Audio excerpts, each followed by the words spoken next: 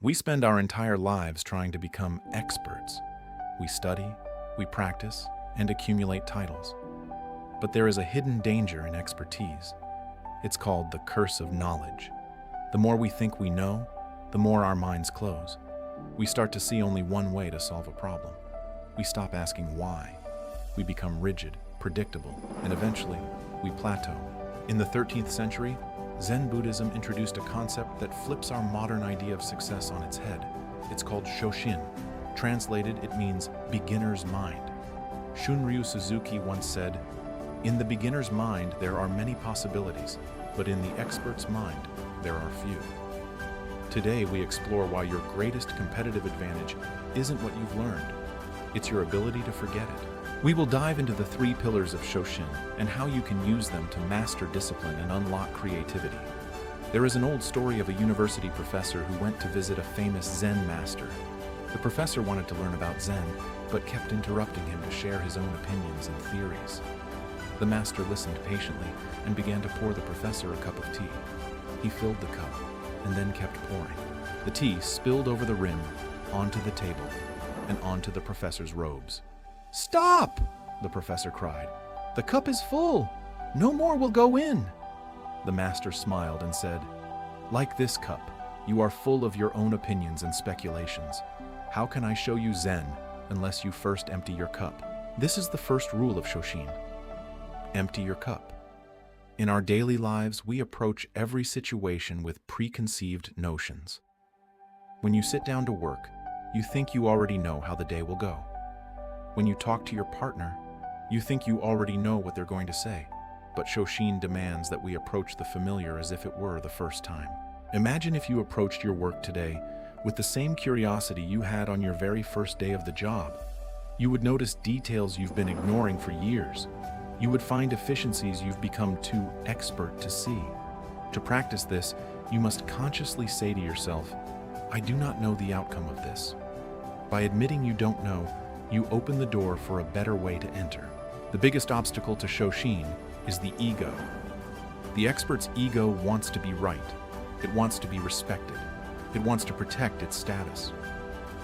This is why many people stop growing once they reach a certain level of success. They become afraid to look stupid. A beginner, however, has no reputation to protect. They are allowed to make mistakes. They are allowed to ask dumb questions. In Japanese culture, the Shoshin mindset is often applied to the martial arts.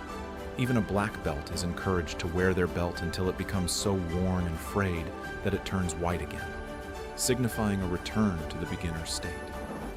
When you embrace Shoshin, you kill the part of you that is afraid of being wrong. Think about the most successful innovators of our time. Steve Jobs often spoke about the lightness of being a beginner again. He said it was one of the most creative periods of his life because he was no longer burdened by the pressure of being a successful expert. If you want to master discipline, you must be willing to be a fool for a long time before you can become a master. Ask yourself, when was the last time you were truly a beginner at something? If it's been a while, your ego might be holding you hostage. The 3rd pillar is about presence. An expert is always predicting. They are looking 3 steps ahead, anticipating the next move. While this is useful in chess, it is a trap in life. When we predict, we aren't present. We are living in a mental simulation of the future. Shoshin teaches us to engage with the now without judgment. How do you actually apply this to your life starting today? Here are 3 practical steps. Ask how instead of saying, "I know." Next time someone explains something to you, even if you've heard it before, don't interrupt. Listen as if they are giving you a secret key. Discard the shoulds.